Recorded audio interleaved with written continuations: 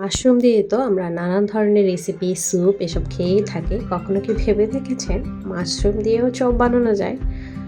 যদি ভেবে না থাকেন তাহলে আজকের ভিডিওটা আপনার জন্য। আশা করি আজকের ভিডিওটা আপনাদের ভালো লাগবে। তো চলুন শুরু করা যাক কিভাবে কি করেছি। তো সর্বপ্রথমেই আমি একটা বল নিয়ে নিয়েছি, যেখানে নিয়ে নিয়েছি আমি 2 চামচ চাউলের গুঁড়ি। এটা হচ্ছে আপনাদের প্রয়োজন অনুযায়ী করে নেবেন, যেহেতু আমরা মোটামুটি জানি যে আমরা কতটুকু জিনিস করব, তো সেই অনুযায়ী আন্দাজ করে হচ্ছে আমি চাউলের গুঁড়াটা নিয়ে নিলাম। তো আমার চামচটা একটু ছোট ছিল, তো যার কারণে আমি 4 চামচ নিয়েছি। আর সাথে অ্যাড করছি 2 চামচ বেসন। আপনারা চাইলে শুধু চাউলের গুঁড়া আর আটা দিয়েও করতে পারেন, চাইলে শুধু বেসন দিয়েও করতে পারেন, বাট আমার মনে হয়েছে যে চাউলের গুঁড়োটা দিলে ভালো ক্রিস্পি হবে, তো তাই আমি চাউলের গুঁড়োটাই দিয়েছি। আর এখানে আমি দিয়ে নিয়েছি পরিমাণ মতো লবণ আর একটা ম্যাগি মশলা, যেটা অবশ্যই দিতে হবে, না হলে আপনি একটা মজাদার টেস্ট পাবেন না। অবশ্যই ম্যাগি মশলাটা দেওয়ার চেষ্টা করবেন, আর যদি আপনার সাথে সেটা না থাকে তাহলে চাট মশলা দিয়ে দিবেন, যদি আপনার বাসায় থেকে থাকে আর কি। আর আমার বাসায় তো অরিগ্যানো ছিল, তো তাই আমি একটু অরিগ্যানো দিয়ে দিলাম। আমার কেন জানি মাশরুমের যে কোনো কিছুতে একটু অরিগ্যানো দিলে স্মেলটা খুব ভালো লাগে। আমার মনে হয় যে পার্সোনালি আর কি এটার টেস্টটা খুব মজা হয়। তো আপনারা চাইলে কিছুটা স্কিপ করতে পারেন, কিন্তু আমার মনে হয় যে এটা দিলে একটু টেস্টটা ভালো আসে। যাই হোক, এখন আমি একটুখানি চিটার করে দিয়ে দিলাম, জাস্ট বলতে পারেন যে হাফ টেবিল চামচ হবে। দিয়ে এখন আমি ভালো করে এটা মিক্স করে নিচ্ছি। আপনারা চাইলে গোটা জিরেও দিতে পারেন, বাট আমার গোটা জিরাটা তেমন একটা খেতে ভালো লাগে না, তো তাই আমি গুঁড়িটাই দিলাম। তো এখন অল্প অল্প করে পানি আমি অ্যাড করছি।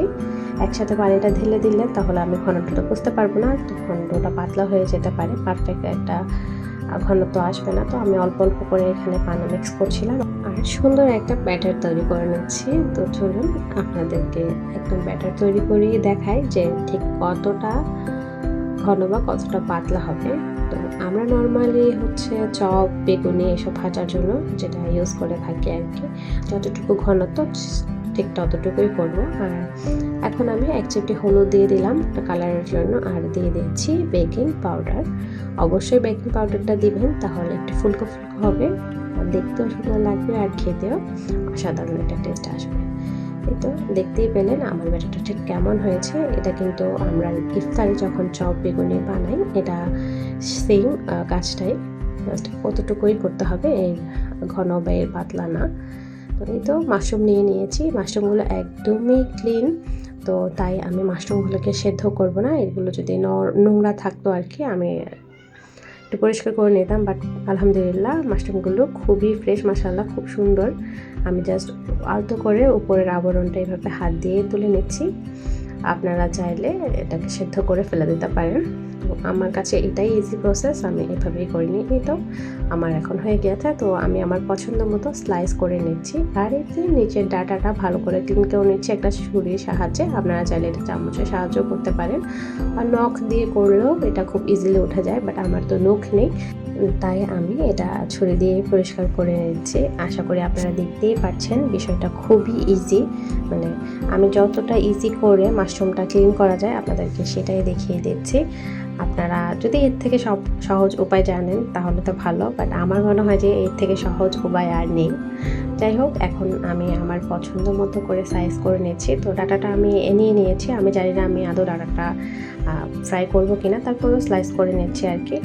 আর এটা মাশরুমের যে উপরের দিকটা আছে আর কি, ওটা আমি সুন্দর করে পাতলা করে স্লাইস করছি। অবশ্যই স্লাইসগুলো একটু পাতলা রাখার চেষ্টা করবেন, তখন হবে কি ভেতরটা খুব ভালো করে সেদ্ধ হয়ে যাবে।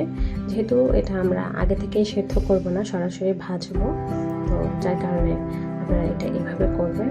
আর এটা আমি মাশরুমগুলোকে প্রথমে একটু ভেবেছিলাম যে ছোট ছোট করে টুকরো করব, বাট পরে মনে হয়েছে যে না, একটু পাতলা করে স্লাইস করব। তো এটা আমি হচ্ছে অন্য কিছুর জন্য আসলে ইউজ করব। তো পরে আমি আরও 2টা মাশরুম ভালো করে ডাটাটা আর কি পাতলা করে স্লাইস করে কেটে নিয়েছি। বেগুনি যে লম্বা বেগুনিগুলো আমরা ভাজি আর কি, বেগুনি সাইজেই কেটে নিয়েছি, সেটা আর আপনাদের সাথে আসলে শেয়ার করা হয়নি। আপনারা চাইলে এভাবে ছোট ছোট টুকরো করেও ছোট পকোড়ার মতো ভাজতে পারেন। আমার মনে হয়েছে আমি যেহেতু বেগুনির মতো করে ভাজবো, একটু বড় করে ভাজবো, তো তাই আমি ওগুলো আর ভাজেনি, ওগুলো রেখে দিয়েছি ছোটো সাইজেরগুলো। আমি আরও কয়েকটা ডাটা নিয়ে বড় করে সাইজ করে কেটে নিয়েছি। যাই হোক, আমি তেল দিয়ে দিয়েছি চুলায়, তেলটা গরম হয়ে গিয়েছে আর দেখতেই পাচ্ছেন আমি কীভাবে ডুবিয়ে ডুবিয়ে এটাকে চুলায় দিয়ে দিয়েছি। জাস্ট মাশরুমটাকে একটু ডুবিয়ে নিয়ে সরাসরি তেলে ছেড়ে দিলেই হয়ে যাবে। এখন শুধু এটা ভেজে তোলার পালা, তাহলে আমাদের মাশরুমটা রেডি হয়ে যাবে। তো আমি একটু মানে ফাঁকা রেখেই দিচ্ছিলাম যাতে আমার উল্টাতে সুবিধা হয়। আপনারা চাইলে এটা ননস্টিকের হাঁড়িতে না করে সরাসরি কড়াইতেও করতে পারেন, যে কড়াইগুলোতে আমরা সবসময় ভাজি আর কি, হয় না যে বাসার একটা কড়াই থাকে যেটাতে রেগুলার সব রকম ভাজা করা হয়, ওই কড়াই হলেও খুব সুন্দর এটা ভাজা হয়ে যাবে। তো আমি আসলে এটাই নিয়েছি, এমন না যে ননস্টিকের পাটিয়ে নিতে হবে। তো আমার এক পাশ হয়ে গিয়েছে, তো আমি উল্টে দিচ্ছি। এরই মধ্যে মাশরুমগুলো এত সফট হয়ে গিয়েছে, আসলে আমি নিজেও ভাবতে পারিনি যে মাশরুমগুলো এতটা সফট হয়ে যাবে, মানে ভিতরটা একদমই সফট হয়ে গিয়েছে। মানে আমি প্রথমে ভয় পেয়েছিলাম যে যদি সেদ্ধ না হয়, আর যেহেতু আমি আগে থেকে মাশরুমগুলো সেদ্ধ করিনি, তো তাই একটু ভয় তো পাচ্ছিলামই, কিন্তু আলহামদুলিল্লাহ মানে খুব সুন্দর নরম হয়ে গিয়েছে। দেখতেই পাচ্ছেন হয়তো, আমি উল্টাতে গিয়ে বোঝা যাচ্ছে যে একদমই সফট হয়ে গিয়েছে। এভাবে করেই আমি কড়া করে এটাকে ভেজে নেব। তো দুই একটা আসলে হয়ে গিয়েছিল, আমি ওইটাও অন্য পাট উল্টে দিয়েছি, আবার আরেকটাও করে সুন্দর করে ভেজে নিচ্ছি। আপনারা চাইলে এটাতে ডাবল কোটও দিতে পারেন, এটা আমি এক কোট করেই ভেজে নিয়েছি।